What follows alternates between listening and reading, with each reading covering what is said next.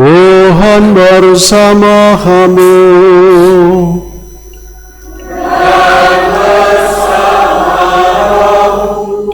Inilah Injil suci menurut Lukas.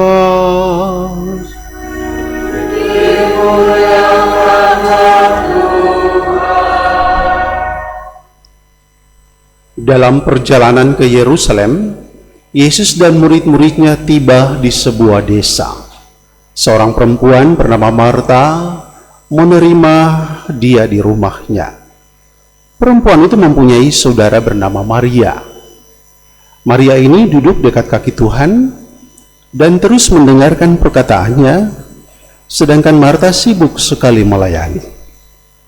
Ia mendekati Yesus dan berkata, "Tuhan, tidakkah engkau peduli bahwa saudariku membiarkan aku melayani seorang diri?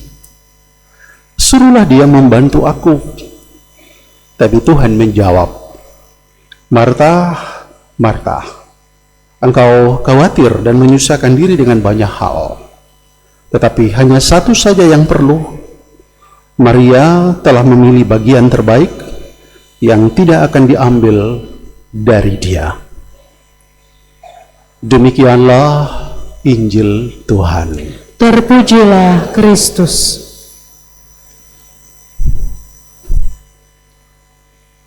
Ibu bapak, saudari-saudara, para pemuda, remaja, anak-anak yang saya kasihi, sekali lagi selamat sore. Selamat sore, Romo.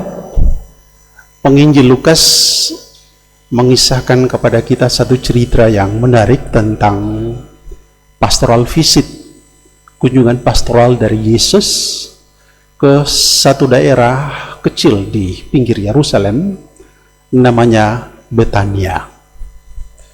Ke satu keluarga kecil juga, keluarga yang sebenarnya dekat dengan hati Tuhan. Itulah Maria sebagai kakak yang sulung, kemudian Marta dan ditambah Lazarus. Setiap kali kunjungan pastoral, konon Tuhan selalu mengunjungi keluarga Betania. Nah, yang menarik adalah bahwa ketika Yesus dalam cerita Injil mau bertandang ke rumah Marta, kelihatan di sana antusias Marta untuk menyambut Yesus itu sangat menonjol. Dia sibuk luar biasa, berbeda dengan Maria. Nah, ada konteks cerita dari Injil Lukas ini. Jadi di dalam tradisi Yahudi, Bapak Ibu, ada perintah ya yang namanya miftah dalam bahasa Ibrani ya, bahwa setiap tamu yang datang berkunjung di rumah orang-orang Yahudi, mereka harus diterima dengan penuh keramah tamahan ya. Nah, ada istilah Ibrani yang menerangkan itu yang disebut haknasat orchim ya. Jadi keramah tamahan atau hospitality itu menjadi salah satu hukum paling utama yang harus dipegang oleh orang Yahudi. Jadi keramah tamahan itu adalah satu dari hukum moral dalam Taurat yang ada di dalam 613 perintah Taurat bagi yang belajar kitab suci. Dari 613 ini masih lagi dibagi menjadi dua bagian, yaitu hukum yang positif yang terdiri dari 284 hukum, dan jumlah ini diambil dari apa? Jumlah ini diambil dari tulang dan organ tubuh manusia. Jadi kalau Anda hitung tulang Anda dan organ tubuh itu ada 284. Sedangkan ada hukum negatif itu ada 365. 365 diambil dari mana? 365 ini diambil dari jumlah hari. Satu tahun ada 365 hari. Nah, kembali ke konteks tadi. Ketika Yesus tiba, ya, Marta itu begitu sibuk. Lalu saking jengkelnya Marta, Lalu dia datang berbisik kepada Tuhan Yesus, Tuhan, jangan biarkan saya bekerja seorang diri. Suruhlah saudaraku untuk membantu aku. Keluhan Marta ini ada dasarnya di dalam teks kitab suci. Mengapa dia mengeluh? Karena di dalam tradisi Yahudi, kakak perempuan yang tua itu bertanggung jawab atas urusan rumah tangga. Maka wajar bahwa Marta itu mengeluh. Sementara Maria justru tidak mengiyakan untuk menjalankan apa yang menjadi perintah, bahwa dia yang harus bertanggung jawab menyiapkan semuanya. Perhatikan di sini, Marta sibuk luar biasa, tapi dia kehilangan satu hal. Dia kehilangan satu momen yang paling berharga, yaitu Tuhan yang datang. Sementara Maria, mungkin dia tidak menjalankan perintah Taurat. Dari 613 itu salah satunya adalah hukum keramatamaan, tetapi dia memilih, dia menggunakan kesempatan untuk kemudian duduk mendengarkan Tuhan. Maka ketika Marta mengeluh, Tuhan Yesus mengatakan apa? Marta, Marta, engkau terlalu sibuk dengan banyak hal, tapi satu saja yang perlu. Maria sudah mengambil bagian yang terbaik, yang tidak akan diambil dari dia. Apa artinya ini, Bapak Ibu? Artinya Tuhan mau mengatakan bahwa kehadiran dia di keluarga Betania ini fokusnya adalah pada dia bicara tentang kebenaran kerajaan Allah. Maka di dalam nas lain Tuhan mengatakan kerajaan Allah itu bukan soal makan dan minum. Maka dia menegur Marta, kau terlalu sibuk dengan urusan makan dan minum. Dan bagi Yesus kerajaan Allah itu adalah urusan damai sejahtera, sukacita. Ini yang paling penting. Maka kehadiran Tuhan di sana bukan fokus pada urusan remeh-temeh seperti itu, tapi lebih pada urusan bagaimana kehadiran dia di dalam keluarga Marta dan Maria, Lazarus, itu ada damai, ada sukacita, ada kegembiraan. Mengapa ada damai, sukacita, dan kegembiraan? Sekali lagi, karena Tuhan sendiri ada di sana.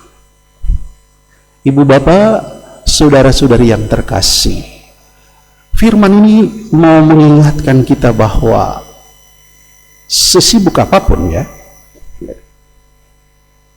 kita tidak pernah lupa untuk selalu mengandalkan Tuhan. Ada dua kesibukan yang sering ada dalam hidup kita. Kesibukan yang pertama adalah kesibukan jasmani. Kita mengurus kehidupan jasmani kita. Makan, minum, kerja, cari duit, cari rezeki. Tuhan tidak pernah melarang ini, itu perlu. Ora et labora. Berdoa dan bekerja. Kita tidak hanya cukup berdoa saja tidak cukup. Tapi Tuhan kasih hikmat kepada kita untuk apa? Untuk bekerja.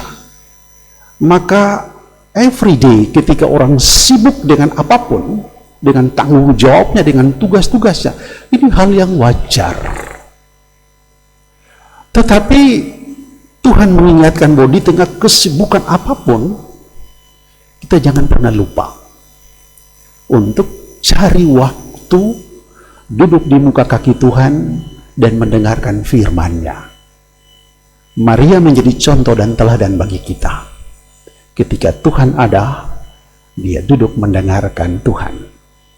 Carilah Tuhan selama ia ditemukan, dan berserulah kepadanya selama ia dekat. Ini yang dilakukan oleh Maria. Berbeda dengan Marta yang begitu sibuk. Mungkin Marta adalah representasi dari kita yang mungkin terlalu sibuk dengan dunia kita. Maka Tuhan memberi kita kesempatan untuk ada memberi jeda datang berjumpa dengan Tuhan. Tapi juga ada kesibukan yang kedua yang sebenarnya dilihat dari kasat mata it's okay, tetapi kemudian itu fatal, yaitu kesibukan religius. Anda lihat ya, dia sibuk dengan teks-teks misa, dia sibuk kontrol misdinar, dia sibuk kolekte.